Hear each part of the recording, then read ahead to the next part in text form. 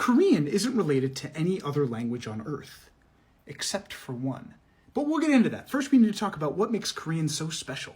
For one, its writing system is immediately recognizable. Hangul, also known as Choseongul, was designed by monarch Sejong the Great in 1443, and it's ingenious in a number of ways. It's featural, which means that the symbols are actually designed to tell you something about the sounds they're making, and it's also organized very cleverly in that individual letters are grouped together into syllable-sized blocks. Now, Sejong did this to promote literacy in Korea, because Korean used to be written with Chinese characters, and as you probably know, Chinese characters aren't particularly easy to learn, but this is especially true if you're using them to write Korean because of the way its grammar works. Let's take Mandarin Chinese, for example, which is what we call an isolating language. That means one word will generally only contain one piece of meaning, and things like prefixes and suffixes where you tack on extra bits of meaning to one word just aren't very common. And when you have a system like Chinese characters, where a symbol corresponds to a meaning, that works great for Mandarin, but Korean is what we call an agglutinative language, which means you can stack a bunch of little bits of meaning next to each other into a single word. Now, for the record, this is also how Finnish, Turkish, Mongolian, and Japanese work, and for a long time it was thought that all of these languages were related to each other in what is called the Altaic family.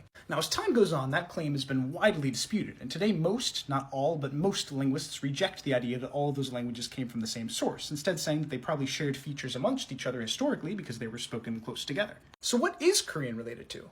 Well, that would be the Cheju language, spoken on Cheju Island south of the Korean peninsula. Now, funny enough, for a long time, Cheju was typically referred to as just a dialect of Korean, but that's been changing in recent years. It's become more and more apparent that Cheju and Korean aren't mutually intelligible. That is to say, if you have someone speaking Korean and someone speaking Cheju in the same room, they won't understand each other. Unfortunately, Cheju is also critically endangered, as the majority of its fluent speakers are in their 70s or older, though revitalization efforts are ongoing, and again, it is more widely being recognized as its own language. I hope this has been a cool introduction to two fascinating languages, but for now, 안녕히 가세요.